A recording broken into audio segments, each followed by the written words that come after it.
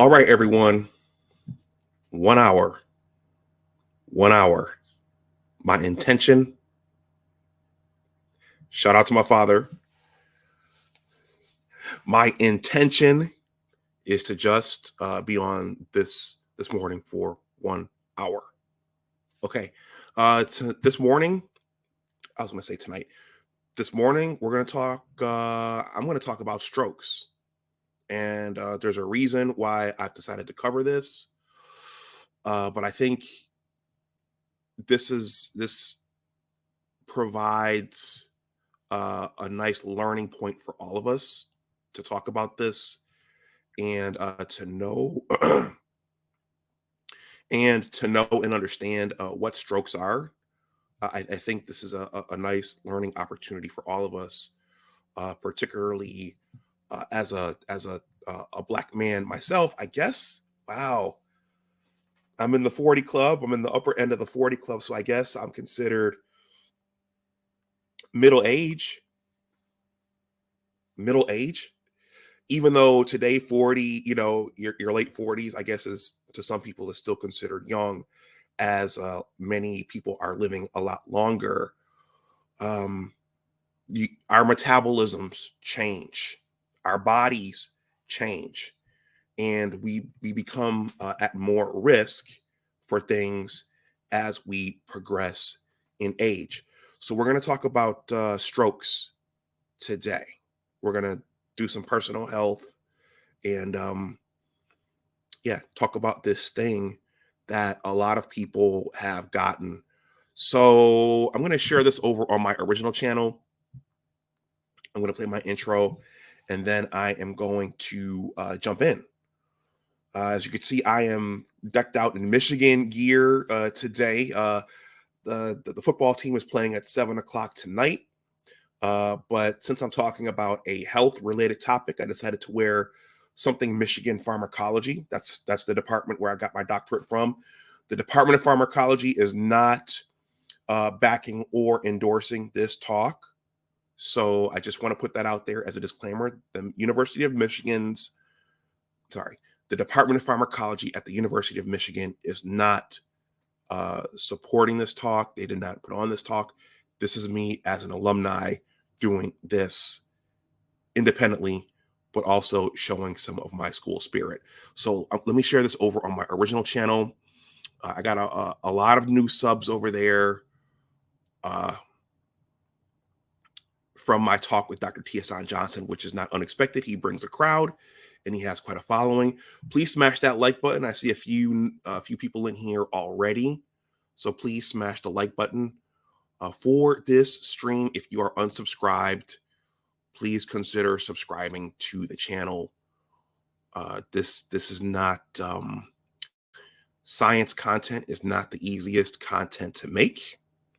So every eyeball, every like, every sub, every little bit of engagement helps out a great deal. All right, let me share this over here.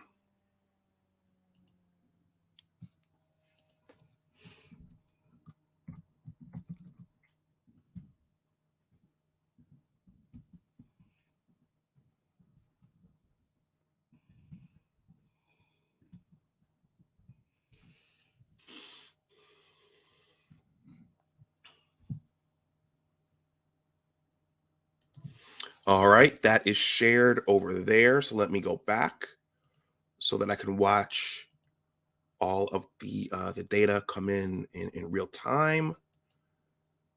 And then I will get this going. My intention, shout out to my father, my father used to say that all the time, is to get this done in an hour. And also, please let me know who's here. Let me know what you think about this topic. These are more fun when they are interactive. I have one thing I'm going to read through regarding strokes. It's from the Mayo Clinic, which is a reputable source in terms of medicine and science.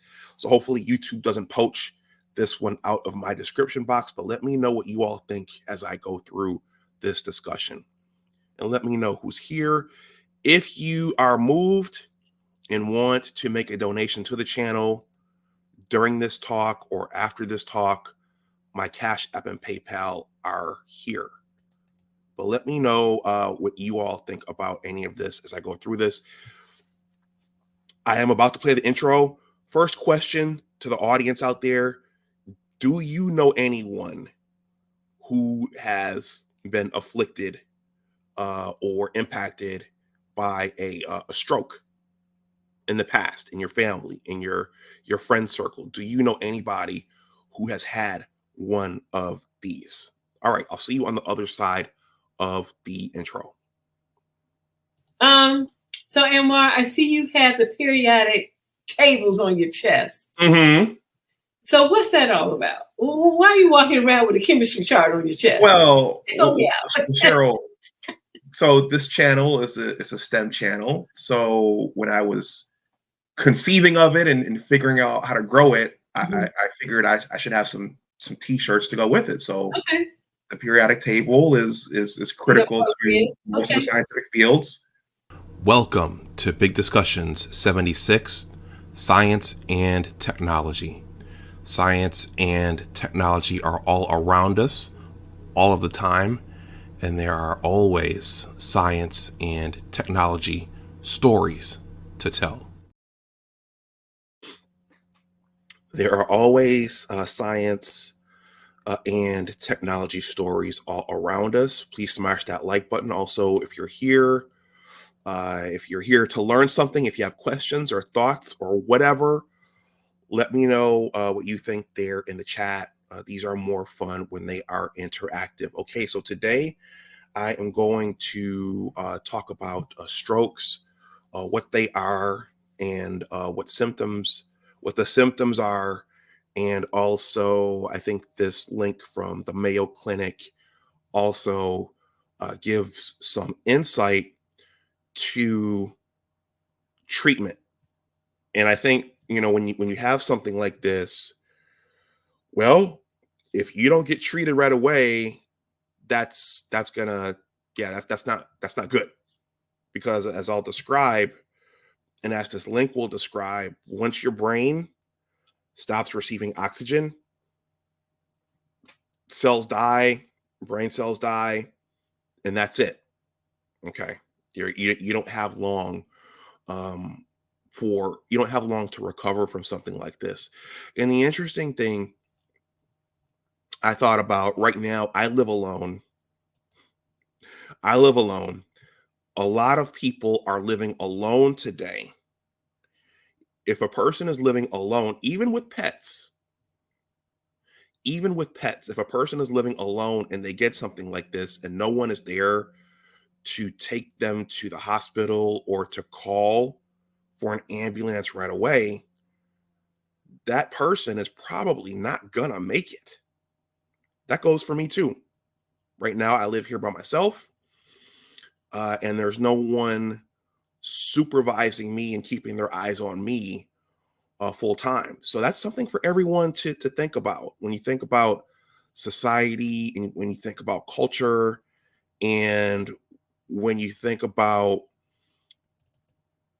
social norms and where things are going and what's acceptable now, men and women living apart, fewer people getting married. Well, a part of that is that if you have an adverse health outcome and there's nobody there to help you, how are you going to survive that adverse health outcome? I'm looking for a visual here before I jump in because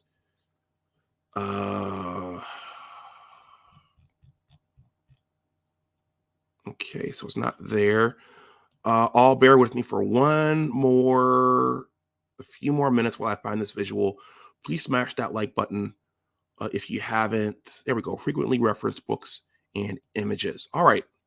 So everyone, those of you who are in the YouTube streets and those of you who are in my my YouTube circle, you know that one of the other content creators, one of the bigger ones, someone who helped push this channel over 1,000 subs, recently suffered a mild stroke. So I want to acknowledge Uncle Ron Wills. I hope he's healing up, and I hope that he's doing well. The only reason I'm mentioning this out loud is because Uncle Ron put it on his community tab, and then BGS shared it on his community tab.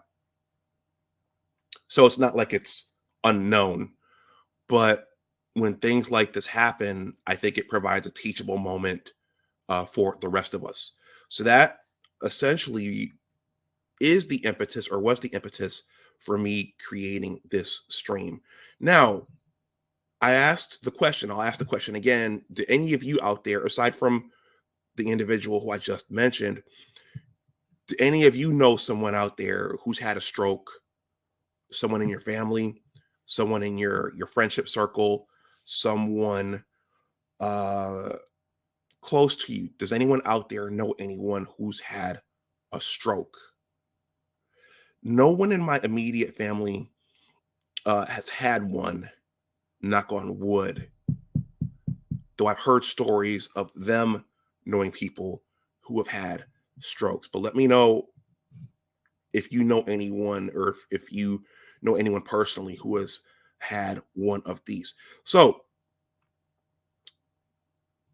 what is a stroke? Well, before I move on to that, does anyone out there know who Robert Greene is? Anyone watching? I have a small crowd here now. My small crowd, or whoever joins me, or whoever watches on the playback. Does anyone out there know who Robert Greene is? I know who Robert Greene is, but I want to know if you all out there in viewerland are familiar with Robert Greene. Anybody? I'll wait a few seconds. I'll take a sip from my Michigan mug here. Robert Greene. Anybody familiar with Robert Greene?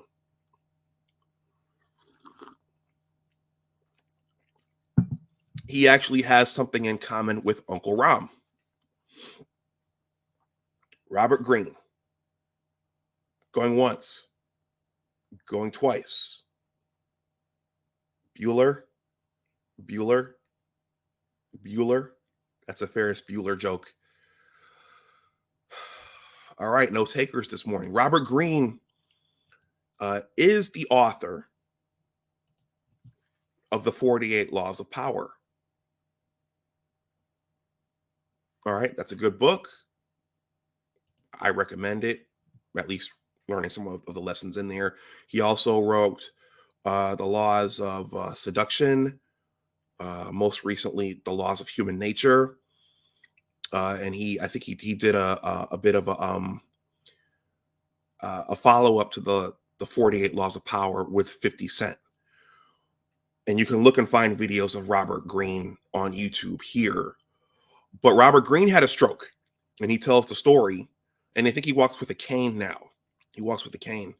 But he tells the story that he and his girlfriend were driving around, and his stroke symptoms set in right there in the car. And because his girlfriend was there, she was able to get him the medical care that he needed immediately. So he was able to survive the stroke and come back and still write and still speak and still be among us. But it's because his girlfriend was there, he was able to come through that health crisis. So that's Robert Greene. So a lot of folks have had these, and I think Jamie Foxx had one. I think Jamie Foxx had a stroke, right? Another Black man in his 50s. Speaking of which, this week on my original channel, I interviewed Dr. Tiesan Johnson. And Dr. Tiesan Johnson, in his book, he talks about a lot of the negative health outcomes that Black men in the United States are living with. Cancer is one of them, and high rates of prostate cancer, the fentanyl crisis, high usage of fentanyl, high suicide rates. There are a lot of negative health outcomes that Black men are facing in this country that aren't being talked about quite a bit. So if you're subbed over there, please check that video out. But strokes. What is a stroke? What is a stroke? Okay. Well, let's start with the brain. I'm going to be brief here. Everybody knows Everybody should know what the brain is and what the brain does. The brain controls pretty much everything in our bodies. It holds our consciousnesses. It holds our spirits. It controls functions. The frontal cortex. Um, this is showing the dopaminergic pathways, and those control reward sensations, pleasure, euphoria, motor function, compulsion, and perseveration. Uh, the serotonin pathways, those control mood, memory processing, sleep, cognition. Okay, I had another slide here showing what the parts of the brain do. I'm going to try to find it really, really quickly because this is important. Please smash that like button if you haven't. If you're new to the channel, please consider subscribing. Where is my other brain slide?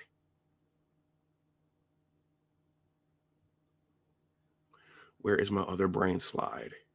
All right, brains and cell phones, brain regions. How are you all doing this Saturday morning? I hope your weekend is off to a good start. I'm looking for that other slide.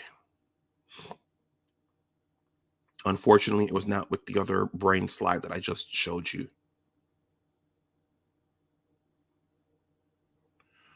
Okay, there's the hippocampus. Unfortunately, when you need something, that's when you can find it the least. Okay, there are lobes of the brain, but I have one with all the functions laid out here. Let's see, where are you? Please smash that like button, everyone.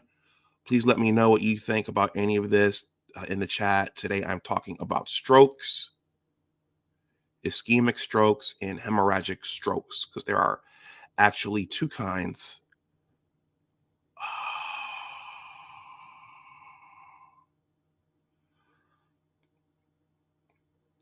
I'm seeing every other slide except for that one that I want. Well, how about this one? There it is. Eureka. All right. So everybody here knows what the brain does. This is a more descriptive depiction of what the brain does. The frontal lobe controls motor control, problem solving, speech production.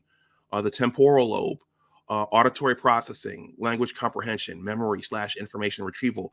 The brainstem, involuntary responses. The cerebellum, balance and coordination. The occipital lobe, sight, visual reception, and visual interpretation. And the parietal lobe, touch perception or somatotary sensory cortex, body orientation, and sensory discrimination. These are all things that the brain does. There's a left brain and a right brain, right? So I think the idea is that more left-brained people are more logical and more thinking, right? More practical. The right brain people are more artistic and creative. And if I recall correctly, any neuroscientists out there who see this, I think the left side of the brain controls the right side of your body, and then the right side of your brain controls the left side of your body. I'm not a neuroscientist. It's been a while since I've had these lessons in these classes, so I don't remember that cold turkey. But that's what your brain does. So what just like the rest of your body, what are two things that your brain needs to survive and to do what it does and to keep us alive? Well, your brain needs. Let me see. Let me see if I can find it really quickly. I should have had this queued up. Please hit that like button if you haven't.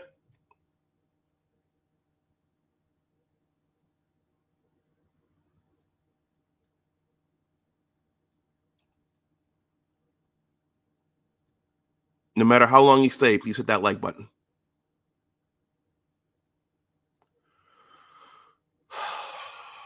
Here we go.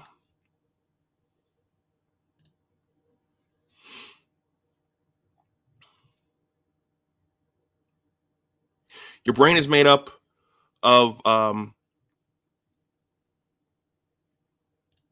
billions and billions of these neurons here, right? Those regions that I just showed you.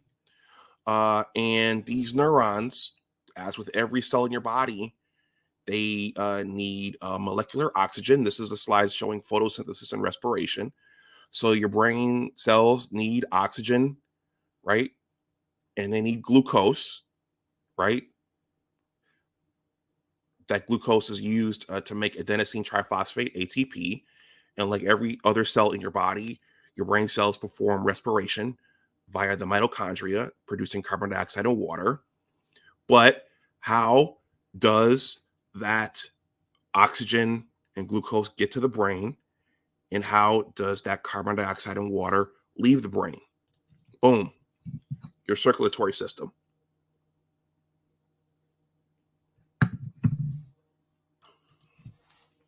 So us being us having multiple organs and tissues within our bodies, each doing unique tasks to keep us alive, every cell type in your body needs those nutrients delivered and those wastes removed by our circulatory system.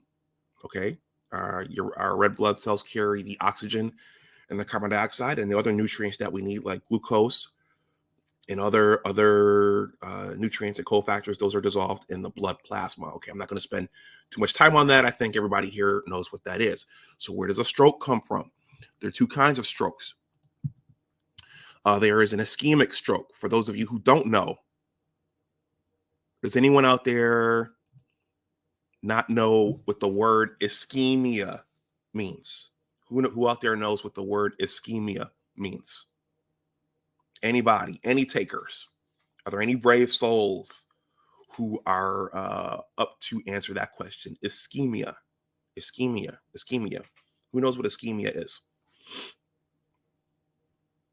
It's a word I first learned about as an undergraduate doing research for the first time. Ischemia. All right. There are no takers. So I will give the answer. Ischemia basically means oxygen deprivation. Oxygen deprivation, particularly to a tissue.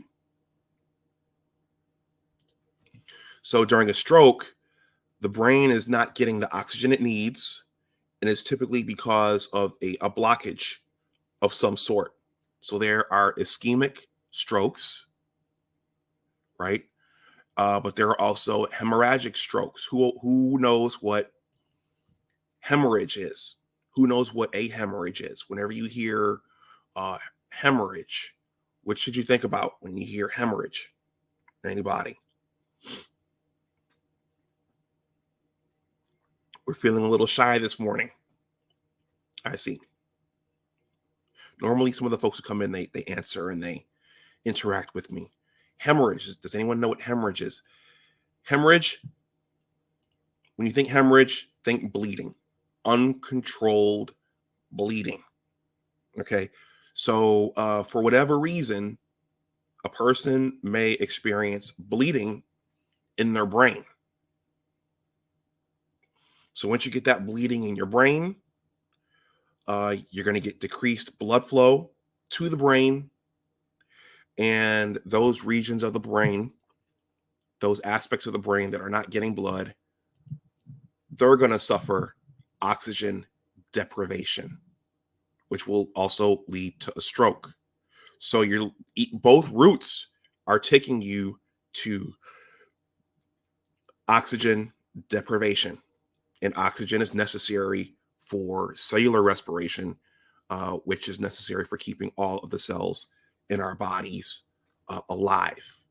I could go back more into this in terms of lung function and gas exchange from the lung to the cardiovascular system to the circulatory system, but I think you all out there know what that is. So I will not skip over that. So I will skip over that this morning and not get into that. That'll put us on here for another hour. This is another image of a stroke. There you have this particular individual. Looks like a woman. She has a blood clot lodged in the cerebral artery, right? This says a blood clot breaks off and travels. So blood clots can happen in your brain. They can happen in your lung. But once you get that blockage, you're going to get oxygen deprivation. Okay, I'm going to read this piece from the Mayo Clinic, and then I'm going to finish up. But I'm also doing this stream. Because those returning subs, you know that I've been on my personal health journey since August. My low density lipoprotein and my high density lipoprotein, those are two forms of cholesterol. They're out of whack. So what you want is more high density lipoprotein and less low density lipoprotein. Then you're healthy. You're healthy at that point. But if you have more low density lipoprotein versus the high density lipoprotein, you're more at risk for cardiovascular disease. So my doctor came to me in August. Actually, he saw the numbers in February, but he didn't call me. He sent me a message on the portal saying your numbers are out of whack. I need to get you on a statin. I didn't see that message. So he told it to me again in August. And I was like, what's the problem? I was able to bring the total cholesterol down within the range. I did a video on that. If you want to take a look in my library, go take a look. But even though I brought the total cholesterol down, my LDL and HDL were still a little bit out of whack in the wrong direction. So I'm working on that right now. But why is that important? That's important because you can get blockage of blood vessels. So he had me do a stress test. I passed the stress test. And he said, we'll come back in about 3 months and check your levels. I've tweaked my diet. I try to titrate down the dairy. And I try to get as much exercise as possible now. So once I finish this, I'm going out to exercise. So I'm on my own personal health and fitness journey because this could happen to me. This could happen to any of us, especially if you're sitting down in front of a computer, teleworking all week, right? I have a government job, which involves working at a computer all day. And also I spend a lot of time writing and YouTubing. So if you're doing this and you're not moving around and exercising, this could lead to adverse health outcomes. Sitting in front of a computer all day, streaming, making video, talking to viewers. So just something to be aware of. Okay, I'm going to go through this link from the Mayo Clinic. I'm going to stop at certain points if people have comments. And that's what I'm going to do. Then I'm going to wrap the stream up because I want to go outside while we have good weather and get some exercise in today before my football team comes on later on tonight. So please smash that like button if you haven't. If you're new to the channel, please consider subscribing.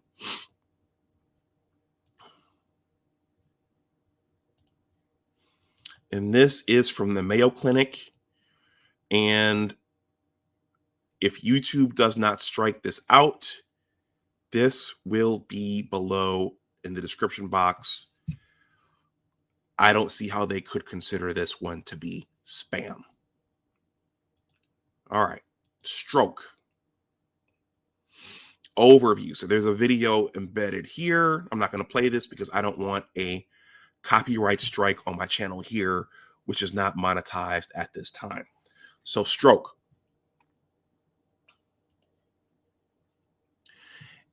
An ischemic stroke occurs when the blood supply to part of the brain is interrupted or reduced, preventing brain tissue from getting oxygen and nutrients.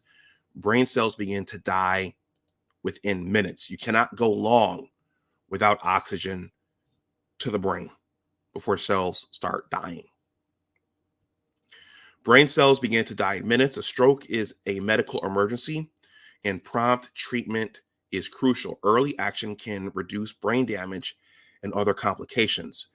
The good news is that many fewer Americans die of stroke now than in the past. Effective treatments can also help prevent disability from stroke. Symptoms. What are the symptoms?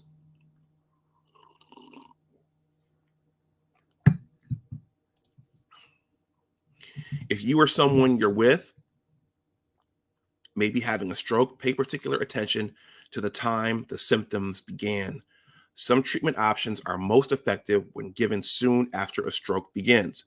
Signs and symptoms of stroke include trouble speaking and understanding what others are saying. You may experience confusion, slur words, or have difficulty understanding speech. This next one, from what I've heard, is a big one. So this is a big one. Paralysis or numbness of the face, arm, or leg. You may develop sudden numbness, weakness, or paralysis in the face, arm, or leg. This often affects just one side of the body. Try to raise both your arms over your head at the same time. If one arm begins to fall, you may be having a stroke. Also, one side of your mouth may droop when you try to smile. Problems seeing in one or both eyes. You may suddenly have blurred or blackened vision in one or both eyes, or you may see double. Headache. A sudden severe headache, which may be accompanied by vomiting, dizziness, or altered consciousness, may indicate that you're having a stroke. Trouble walking. You may stumble or lose your balance. You may also have sudden dizziness or loss of coordination. All right. Now, never having experienced one of these myself, and hopefully I never will, the drooping of one side of the face, I heard that that's a major telltale of having a stroke. That's the big one. And then apparently one side of your body is not as functional as it once was. So, but the drooping of the face, of one side of your face, from what I've heard, that's a big telltale sign of having a stroke.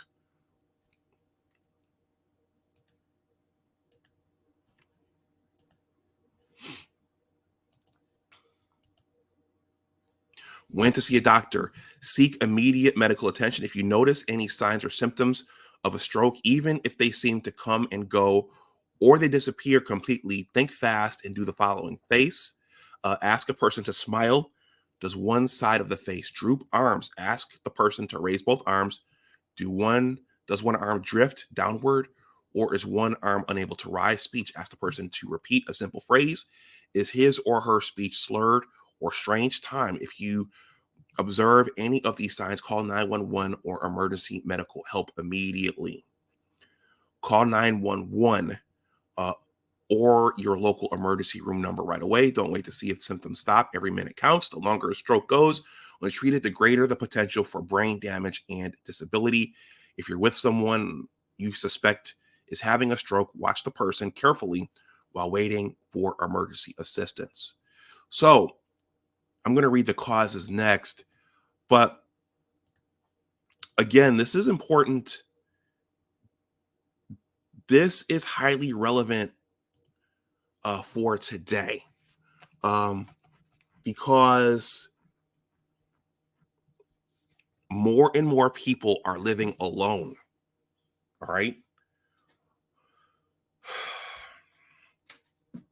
I don't want to bring this up, but think about those reports.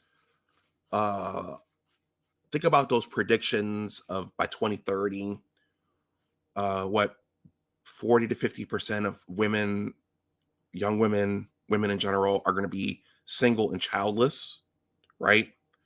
So that's going to have a lot of impacts and ramifications for society. But if you're living alone with no other person there, or even with pets, even if you have dogs or cats, if you start having an adverse health outcome that knocks you out right away, or knocks out your ability to communicate, or knocks out your ability to call 911, you're probably going to die. So there are advantages. There are numerous advantages to having someone else, a partner, a companion there with you, someone to see you and oversee you, someone to know if you're not breathing, if you stop breathing in the middle of the night, someone who's there in case you have a cardiac arrest, someone who is there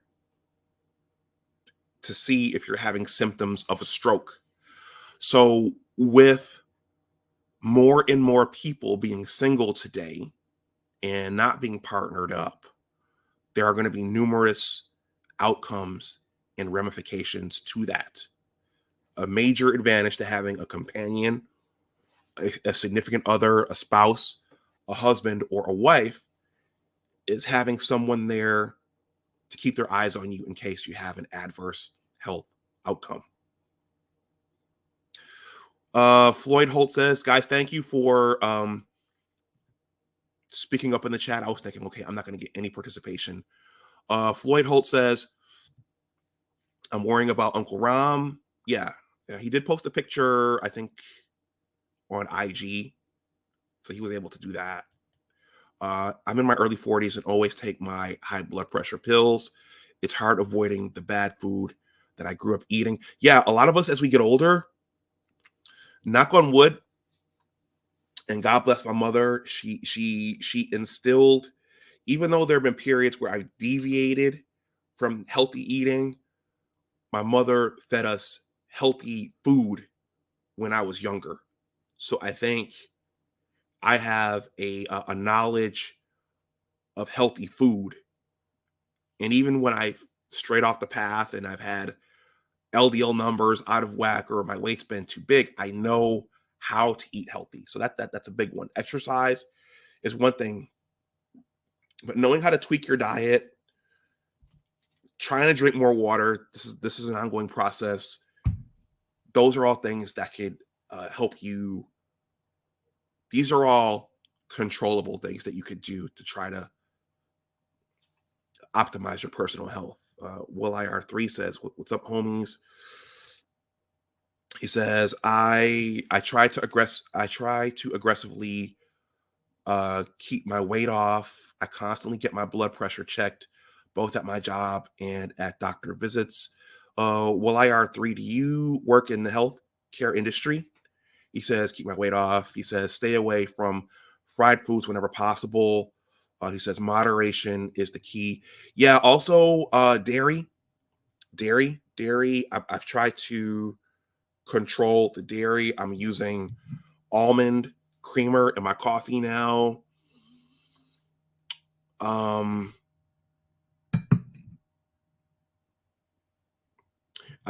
trying to work in more vegetarian and more vegan meals.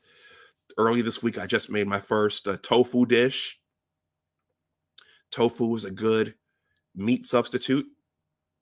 I did a tofu broccoli stir fry. And I have a NutriBullet. So I have a NutriBullet shake that I drink most days when I'm here by myself, working at home. So yeah, there are tweaks you can make to your diet that can go a long way. Please smash that like button if you haven't. Guys, continue sounding off in the chat. Let's talk now about causes of strokes.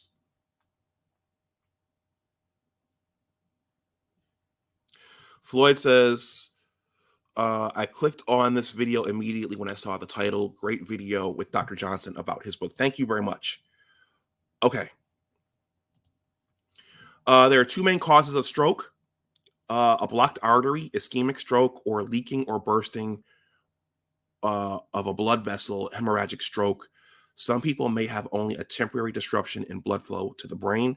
known as a transient ischemic attack that doesn't cause lasting symptoms. This is where I got that image from of that looks like a woman, but this is an example of blockage of a blood vessel going into the brain. All right, ischemic stroke. This is the most common type of stroke. It happens when the brain's blood vessels become narrowed or blocked, causing severely reduced blood flow or ischemia. Blocked or narrowed blood vessels are caused by fatty deposits that build up in blood vessels or by blood clots or other debris that have traveled through the bloodstream, most often from the heart, and lodge in the blood vessels in the brain. Some initial research shows that COVID-19 infection may increase the risk of ischemic stroke, but more study is needed. All right. So there are two kinds. There's ischemic stroke and there's hemorrhagic stroke. Hemorrhagic stroke occurs when a blood vessel in the brain leaks or ruptures. I believe that's called an aneurysm. So I asked this question before I started this stream. Well, I asked it in the beginning, but for participation purposes, I have a few more people in here. Does anyone know anyone in your family or in your friendship circle, in your professional circle, who's had a stroke, who's had a stroke or an aneurysm, or some form of heart disease, or some form of kidney disease? Any of those: stroke, an aneurysm, heart disease, some sort of kidney disease? Anybody?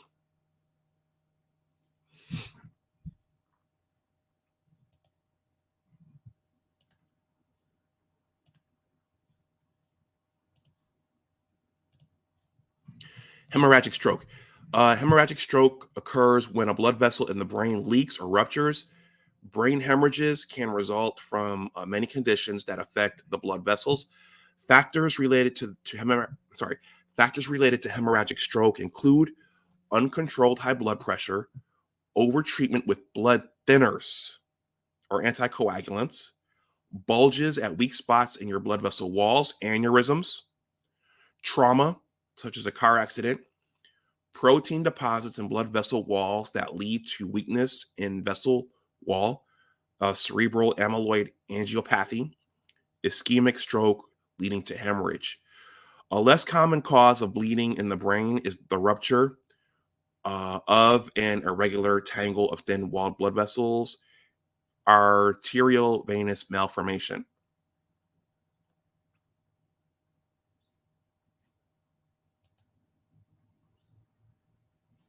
All right. A transient ischemic attack, sometimes known as a mini stroke, is a temporary period of symptoms similar to those in a stroke. A TIA doesn't cause permanent damage. A TIA, I'll just call it a TIA. A TIA is caused by a temporary decrease in blood supply to part of the brain, which may last as little as 5 minutes. Like an ischemic stroke, a TIA occurs when a clot or debris reduces or blocks blood flow to part of the nervous system. Seek emergency care if you think you've had a TIA because your symptoms got better. Let me read that again. Seek emergency care even if you think you've had a TIA because your symptoms got better. It's not possible to tell if you're having a stroke or a TIA based on the symptoms. If you had a TIA, it means you may have a partially blocked narrowed artery leading to the brain. Having a TIA increases your risk of a full-blown stroke later. All right, everyone, I'm going to give commentary throughout, and I'm going to keep driving this point home because over in a group on Facebook, someone posted, and this group deals with relationship things, and a lot of the channels on YouTube, particularly in Black YouTube, talk about the gender wars and gender related and relationship issues in the Black community in particular, but also there are relationship issues happening society-wide, plummeting marital rates in certain communities. One of the outcomes of that is that if you're living alone, no one's going to be there to watch you, and no one's going to be there to see you if something happens to you. And if something happens to you, where you need immediate help and you need immediate care, well, they may find you dead in your place. They may find your body. I mean, I don't want to sound like the Grim Reaper, but even if you have pets, that's one of the things that's talked about with the stat regarding the number of women who are going to be single and childless, by 2030. Well, there's another stat that says that a lot of Black men are single and childless. But if you're by yourself and something happens to you in the middle of the night and there's no one there checking on you, you might not receive the care you need, and they might find you days later or weeks later in your apartment or your home deceased. That's a potential. And that's a reality of living alone.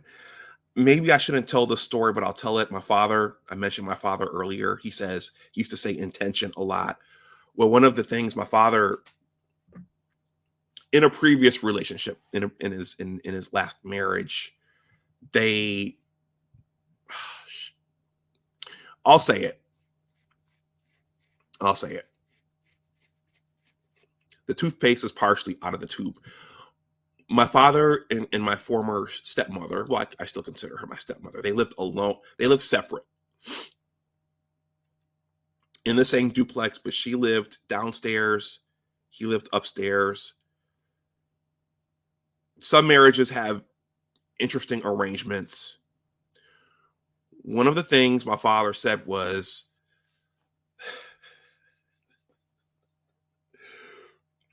something could happen to me up here and she would never know it. She could find me dead up here. Well, that's that. The way he delivered it was funny. He was serious. But when you live alone, that's true. Even if you have pets, the pet can't use its nose to move the receiver and dial 911. And even now that your pet can't pick up your cell phone and call 911. So even if you have pets, if you live alone and something happens to you, they may find you a little bit later. Will IR 3 says, I take garlic pills daily. I heard it's good for clearing the arteries of blockage. Thank you for that help tip. Floyd Holt says, I take garlic pills daily. I heard that's good for clearing the arteries. I'm sorry. I just read that one. He says, I am struggling with my high blood pressure right now because it's always higher than normal, but I'm trying to keep it low. Floyd, is that diet or is that hereditary? Sometimes these things are hereditary. Sometimes diabetes is hereditary. Sometimes heart disease is hereditary, I believe. And I think susceptibility to stroke, that may be hereditary as well. Floyd says, I never thought about the danger of living alone until now. Hey, I don't want to be the bringer of bad news, but that's a part of this brave new world that we live in. This is a part of it. A lot of people are not thinking about this. All right. As a part of the whole I can do bad by myself thing, a lot of people are not thinking about this. While Will IR3 says, I've always considered the possibility of dying alone in the house, but it's pretty much life. Heck, I can get ran over by a car or get shot in a robbery. It is what it is. Okay. That's, feelings Feelings vary on this. A lot of people say, you know what, screw it, I'll deal with the consequences. And some people, well, they want someone there with them, watching them, and just being aware if something happens. All right, let me finish this up.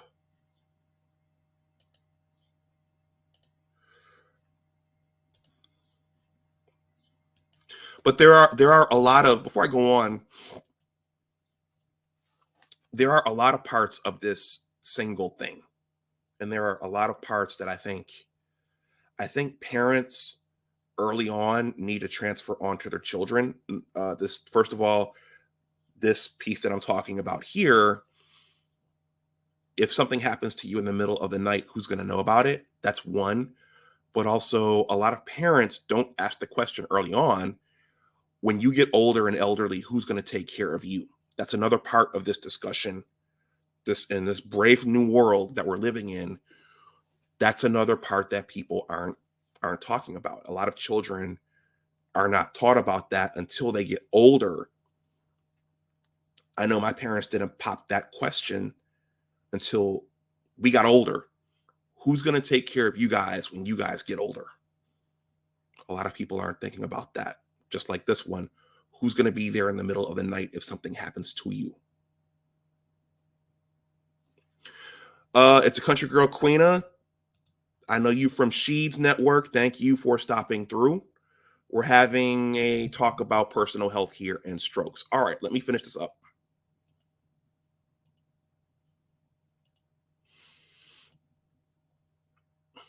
Risk factors. Many factors can increase the risk of stroke. Potentially treatable stroke risk factors include lifestyle risk factors, being overweight or obese, physical inactivity, heavy or binge drinking, use of illegal drugs such as cocaine and methamphetamine. My physician has been on me about that for a while. Getting my weight back down. I think there's, with being able to work remotely and being in front of a computer most of the day, and for myself being a YouTuber and a blogger, getting up and moving around is critical. And I think one of the reasons my LDL and HDL have gone out of whack is because I lost control of my diet, number one, and also sitting down for long periods of time without getting up and moving and exercising regularly throughout the week. So once I finish here, I'm going outside to move around. Gold Professor has entered the building. He says, what's happening? Family, peace, peace, peace. Discussions, big discussions in chat. Gold Professor, thank you, Gold Professor, for being here. I think health and fitness is part of your 9 rules. Is it 9 rules or 10 rules? I've heard she talk about that quite a bit.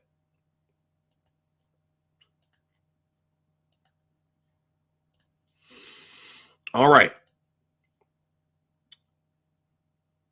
Medical risk factors. Here we go. High blood pressure. Floyd, I'm not singling you out there. That just happened to be the first one on the list, but this is why my physician was concerned about my LDL and HDL, because those can lead to high blood pressure, but my blood pressure, for the most part, has been normal. High blood pressure, cigarette smoking or secondhand smoke exposure, high cholesterol, diabetes, obstructive sleep apnea, cardiovascular disease, including heart failure, heart defects, heart infection, or irregular heart rhythms, such as atrial fibrillation, personal or family history of stroke, heart attack or transient ischemic attack, COVID-19 infection, or other factors associated with a high risk of stroke include. Now, here's a big one, guys. Age. People age 55 or older have a higher risk of stroke than do younger people. Our bodies change as we get older. Race or ethnicity. Everyone listening, race or ethnicity. African Americans and Hispanics have a higher risk of stroke than people of other races or ethnicities. Let me read that again. African Americans and Hispanics have a higher risk of stroke than do people of other races or ethnicities. Gentlemen, here's another big one. Sex. Men have a higher risk of stroke than women do. Women are usually older when they have strokes, and they're more likely to die of strokes than are men. Let me read that again. Sex. Men have a higher risk of stroke than do women.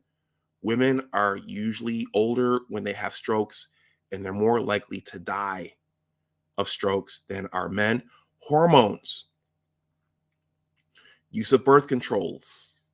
Use of birth control pills or hormone therapies that include estrogen increases risks. Increases risk. All right. So that's something you all need to know. This came out in my discussion with Dr. Johnson, that this is in his book, that there are a lot of negative health outcomes for Black men, particularly in the United States, that are underreported,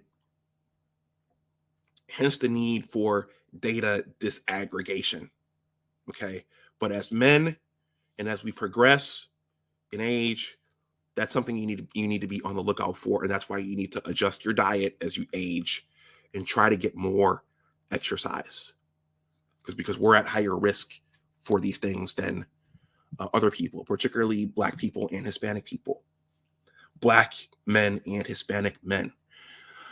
Please smash that like button if anyone wants to make a donation to the channel. If this is helping, if you didn't know this, please consider making a donation to the channel. And please share this content in your network. As soon as I finish this piece, I'm going to wrap up. Damn. Whoops. Darn. I'm at 57 minutes. I meant to wrap up in an hour. Okay. Complications. A stroke can sometimes cause temporary or permanent disabilities, depending on how long the brain lacks blood flow and which part is affected. Complications may include paralysis or loss of muscle movement. You may become paralyzed on one side of your body or lose control of certain muscles, such as those on one side of the face or arm. Difficulty talking or swallowing. A stroke might affect control of the muscles in the mouth and throat, making it difficult for you to talk clearly, swallow, or eat. You may have difficulty with language, including speaking or understanding speech, reading or writing, memory loss, or thinking difficulties. Many people who have had strokes experience some memory loss. Others may have difficulty thinking, reasoning, making judgments, and understanding concepts.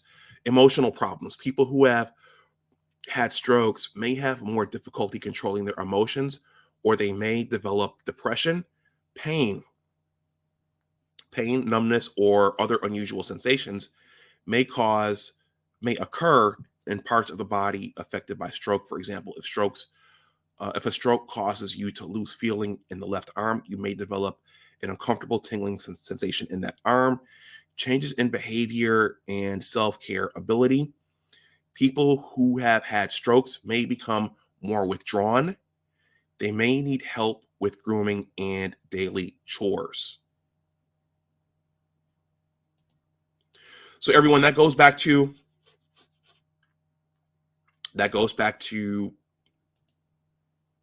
what I said.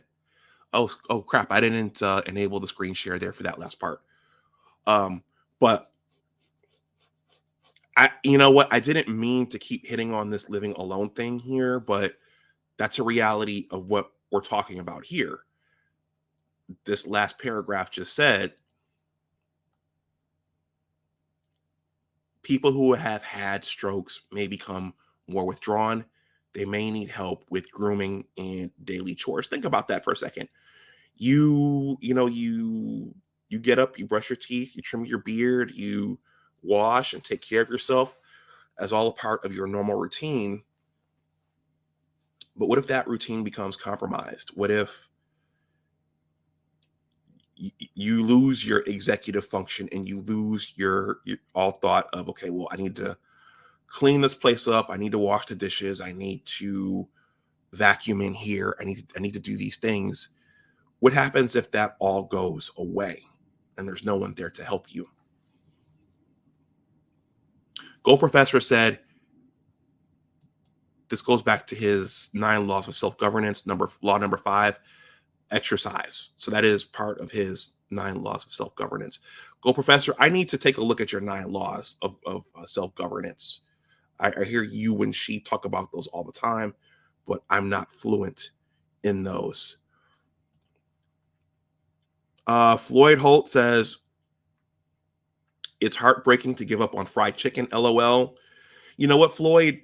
Diet is habit forming. It's habit forming. So, but the change is actually in here. The change is in your mind first.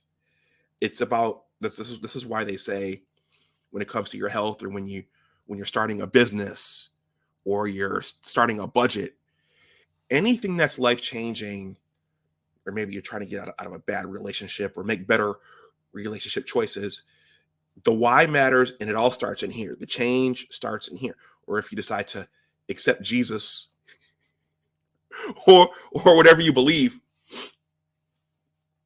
the change starts in here. And food is habit forming. And if you make a concerted effort to start to eat differently, or even to fall back on the fried chicken and eat more grilled chicken, or to eat more seafood, baked salmon is a part of my diet now. Eventually, if you make those changes, if you make a concerted effort, your body, your palate, it'll get used to those different foods. It'll get used to healthier choices. So it's taking that first step. It's taking that initial step. That's the hard part. But we're creatures of habit. My high school basketball coach used to say that, and that's true. We're creatures of habit. And once you take those first steps, your body will adjust, your palate will adjust, your stomach will adjust. But it's taking those first steps.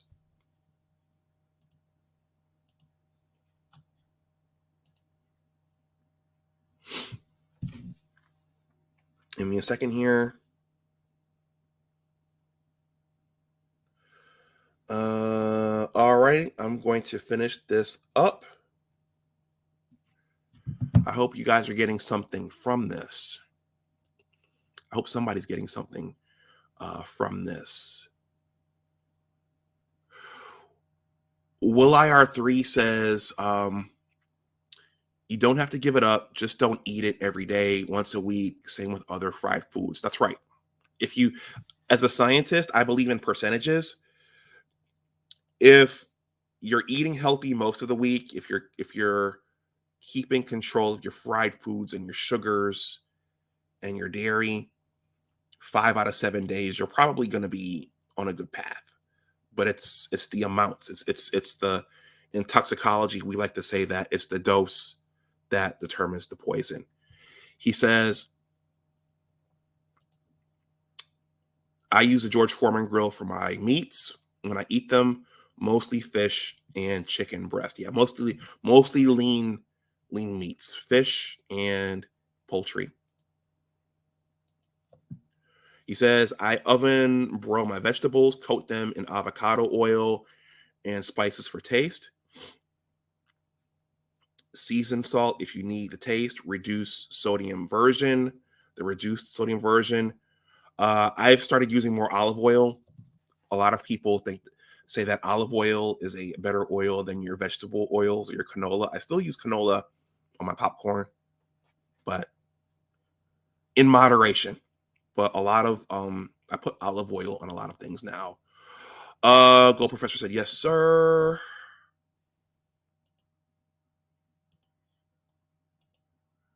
He says, I buy Lawry's reduced sodium seasoned salt at Walmart or Kroger.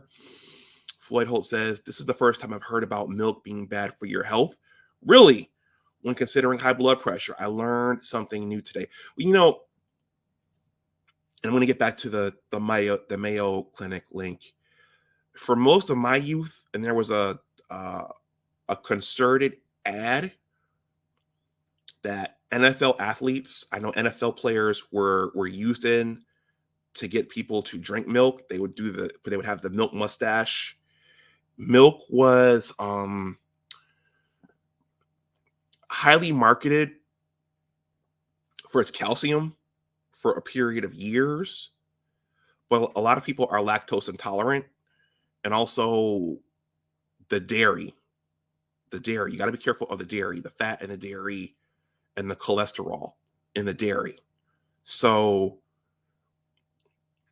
when my cholesterol numbers went out of whack, I was drinking a lot of half and half in my coffee, and I wasn't holding back.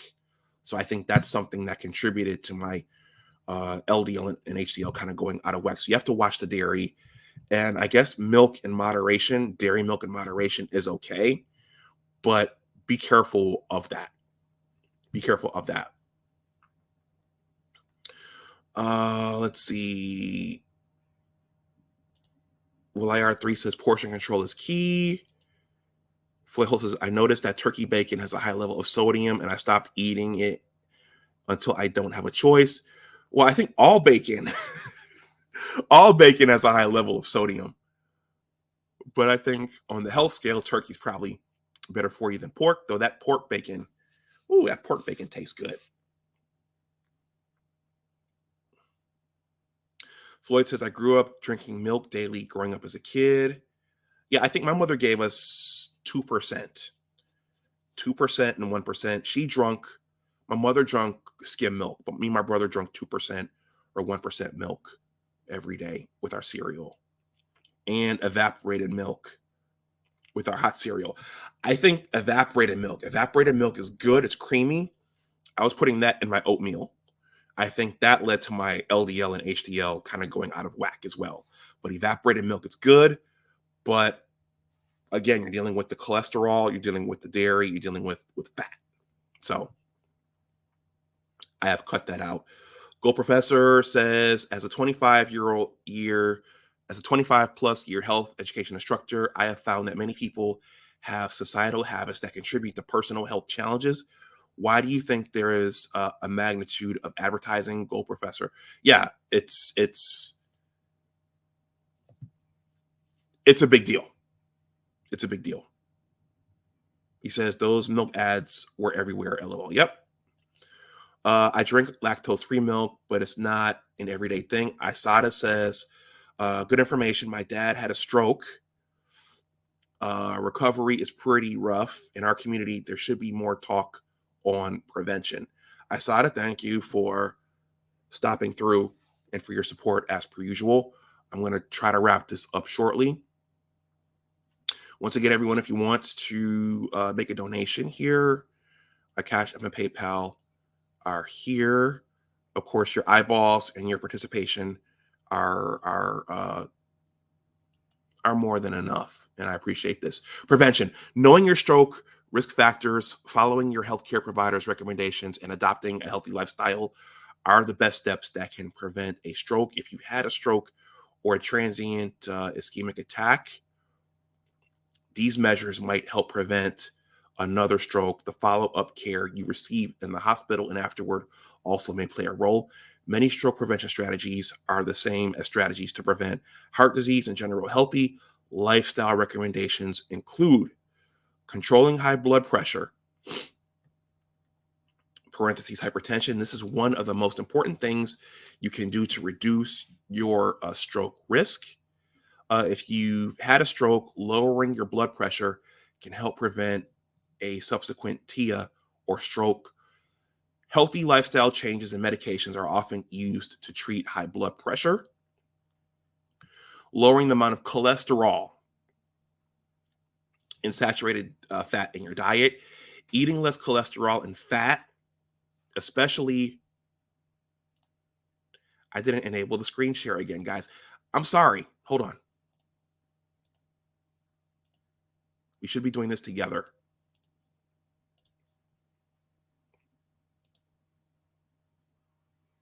There we are. Please smash that like button if you haven't. Please share this content out. Lowering the amount of cholesterol and saturated fat in your diet. Eating less cholesterol and fat, especially saturated fat and trans fats, may reduce buildup in the arteries. If you can't control your cholesterol through dietary changes alone, your doctor may prescribe a cholesterol lowering medication, a statin. My doctor wanted to put me on a statin. I wanted to try natural means first before going on a medication. Quitting tobacco use. Smoking raises the risk of stroke for smokers and non-smokers exposed to secondhand smoke. Quitting tobacco use reduces the risk of stroke. Managing diabetes.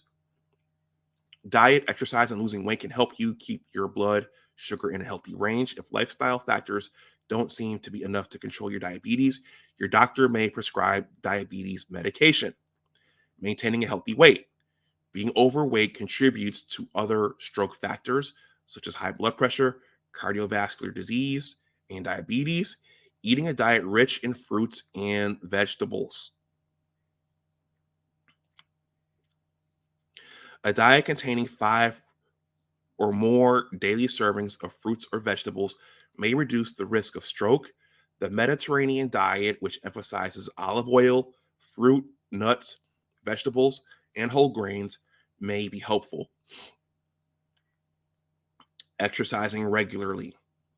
Aerobic exercise reduces the risk of stroke in many ways. Exercise can lower blood pressure, increasing the levels of good cholesterol, and improve the overall health of the blood vessels and heart. It also helps you to lose weight, control diabetes, and reduce stress.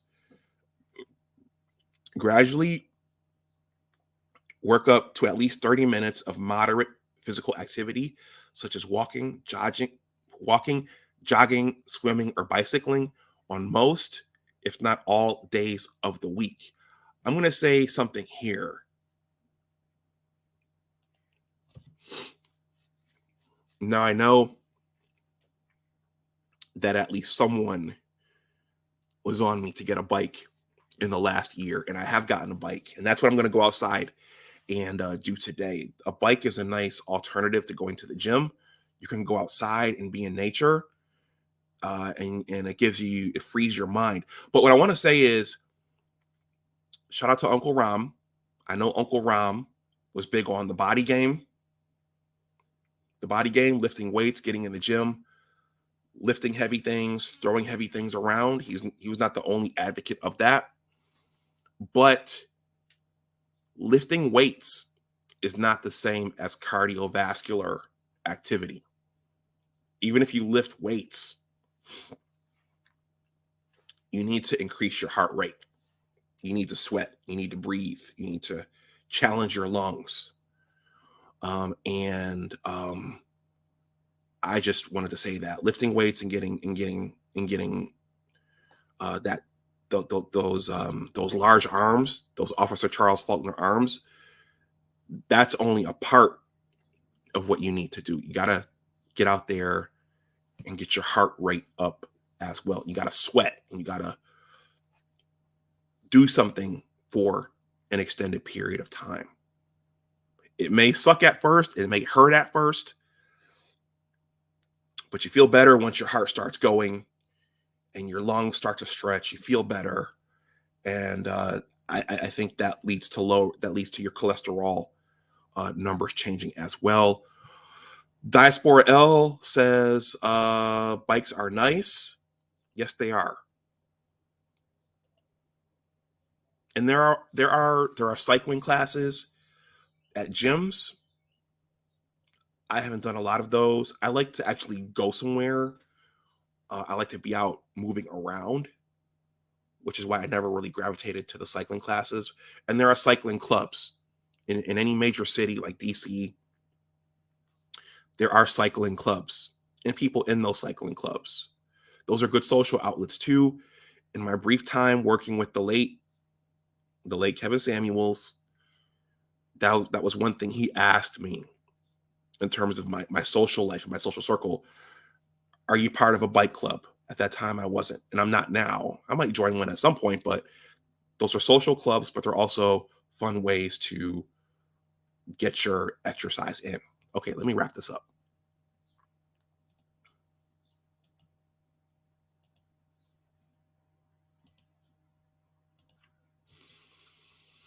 Drinking alcohol in moderation.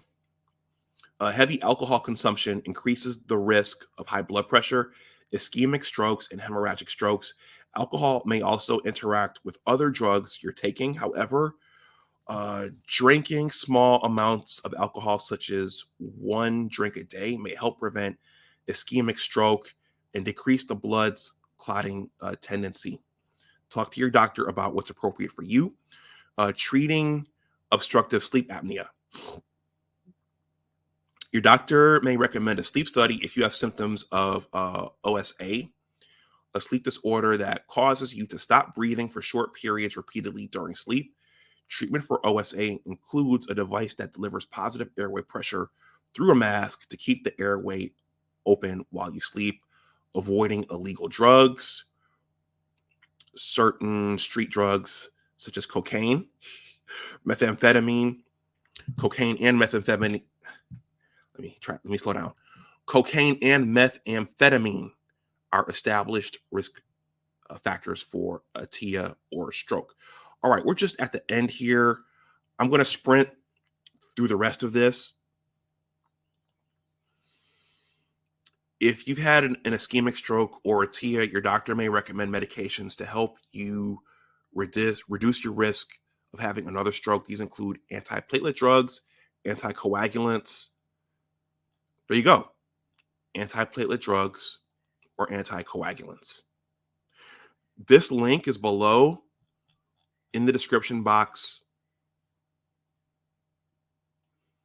in case any of you want to read it. I don't think this one is spam. So I don't think I'll get a message at 12 midnight tonight from YouTube saying, hey, we removed the link from your description box because we think it's spam. YouTube does that now.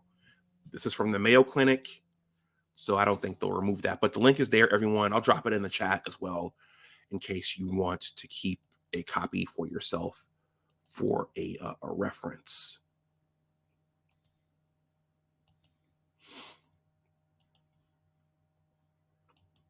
Anyhow,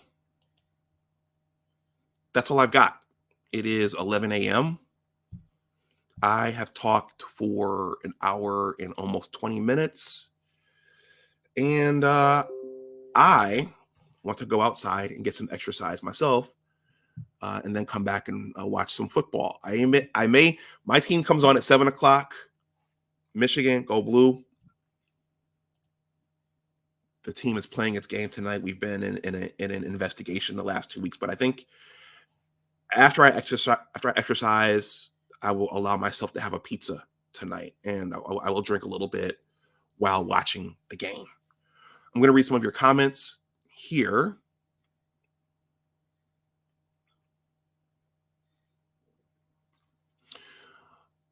Diaspora L says bikes are nice.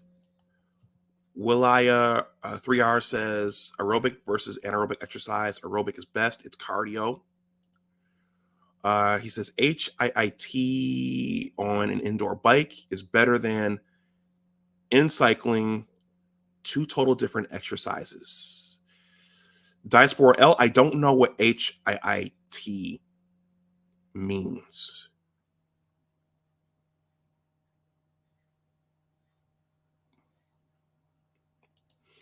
Gold Professor says, okay, the most effective and efficient exercise anyone should continually do is keep your stress levels down. Whatever exercises you do, the main focus is to exercise and stress containment. Gold Professor, thank you for that. Thank you for that. Thank you for reminding us of that. When I was informed that my HDL and LDL were not in balance, I did some research to see what were the causes of high cholesterol. And one of the causes of high cholesterol is stress. Stress. So you need to think about that if you're in a stressful situation, such as your work environment, a relationship, a romantic relationship, or something. If something is causing prolonged increased stress, that's likely going to drive up your cholesterol. So you have to get away from that stimulus or else it'll kill you. That's how, yeah. And that's thought to be why I think many men die before women do. I don't want to make this gender related, but it's known that I think women live a little bit longer, and at least in a classic sense, men have died earlier.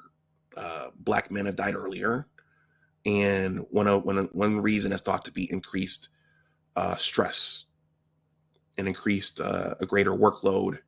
At least classically, when men were doing more manual labor and more blue collar jobs. But in any case, increased stress will kill you early. Thank you, Gold Professor, for reminding me to say that. And that's on the Mayo Clinic. You can look that up. That's on Medline. They'll tell you that as well. Will IR3R says there needs to be more study on the alcohol issue because I heard that drinking a glass of red wine daily is good for the heart. Yeah, I think in Europe, I drink more Cabernet. I drink more red wine now. I think in general, red wine is understood to be better for you. I think they're talking about hard liquor, whiskey, gin, vodka, beer, but I think red wine is good for you. Let's see. He says it is Wallaya 3R, but the cost of high amounts of sugar, but at the cost of high amounts of sugar, and it isn't worth it in my opinion. Understood. Get into life at Big Discussion 76 Sciences and Technology. Have a great Saturday. I think he's leaving. Queen says, thank you for the information. Gold Professor says, good stream. Thank you. Floyd says, thanks for the info. I'll share this video with others. Yeah, and Floyd, remember, this goes for me too. Diet, food is habit forming. And once the change starts in your mind first, and once you make that change, your palate, the things you're used to eating, that will change too naturally after you make the decision to change your diet. But within all of us, the question is the why. The why. The why is the most important thing. All right, everyone. As Wallaya3R said, go get out into life. Let me shut this down so I can do that. Hey, please consider joining my newsletter. I'm going to shift into my ending plugs here. I am a blogger and a writer and a soon-to-be author. Please consider signing up for my newsletter. The link is in the description box. There's this 2-paragraph greeting. You just click that subscribe button there at the bottom, and that adds you. Then you can add yourself to the list. I promise I will not give your information away to a third party, but the more names I have on my email list, that's helpful to me in terms of growing myself as a writer and a content creator. Gold Professor says, here's the problem with drinking wine. People don't, in general, drink for health reasons. Back to what I originally said, societal habits cause problems with personal health. Actually, but you know what, Gold Professor, let me for the non-wine connoisseurs out there, There's a difference between red wine and white wine. I did a little study on this. I did a little research on this as a graduate student at the University of Michigan. I met I personalized everything. I met someone my first year at the University of Michigan, and she was into wine. So I said, well, let me learn some more about wine. So I got a wine book, and I learned a little bit about wine. So white wine, if you notice, it's a little more clear, it's a little more transparent. That's because the skins are stripped away. The A lot of the nutrients and not purities, but nutrients and fibers, and I'll say impurities. A lot of that is stripped away, whether it's a Chardonnay or a Pinot Grigio or a Sauvignon Blanc or a Riesling. Those are stripped away. That's why it's clear. But a red wine, the skins, the tannins, the fibers, those are all in the red wine. So it has a stronger taste, which a lot of people don't like. A lot of folks don't like dry wine. I think my mother doesn't like dry wine. But the red wine is better for you because it has all of those goodies, all of those natural goodies and nutrients still in it. So there's a difference between white wine and red wine, and that's why red wine is better for you. So I just thought I'd squeeze that in. I before I wrap up, everyone, also look out for this.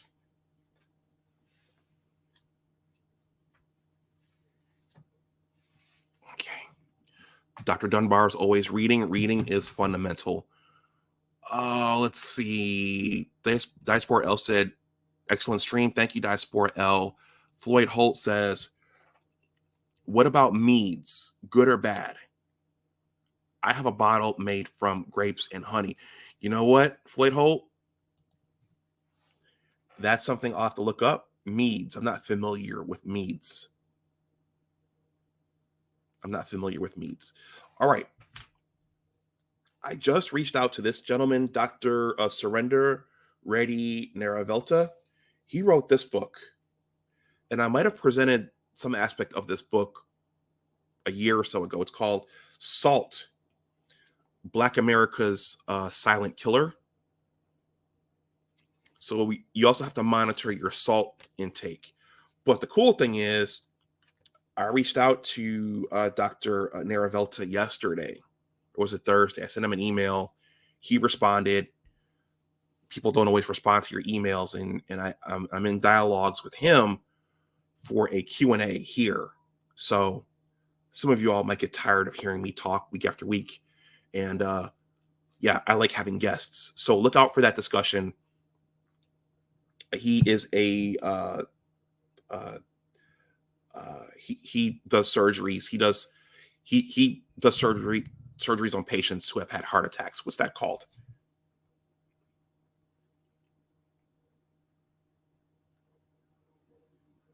Well, Dr. Naravetla has performed more than 10,000 cardiac, thoracic, and vascular surgeries since 1983, and is known for his expertise in beating heart surgery, valve repairs, and minimally invasive lung resections. So in this book, I haven't read this book in a while. If he comes for a Q&A, I'll have to read through this again. It's not a long book, but one of the things I remember most about this book is him telling the story of having to break patients' chests open to do the coronary or the bypass surgery or whatever, or put the stent in. He tells a very vivid story in this book about having to break a patient's chest open, do the procedure on the heart, and then sew the chest back together.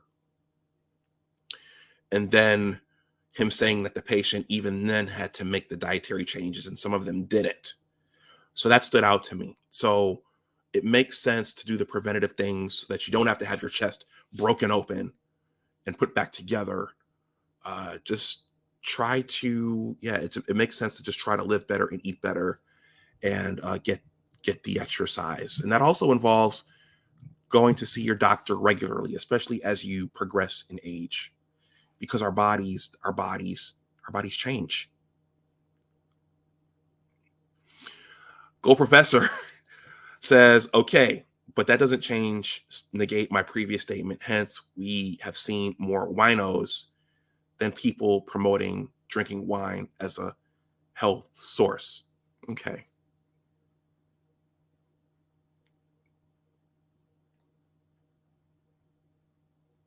Okay. Well, you know what, Go Professor.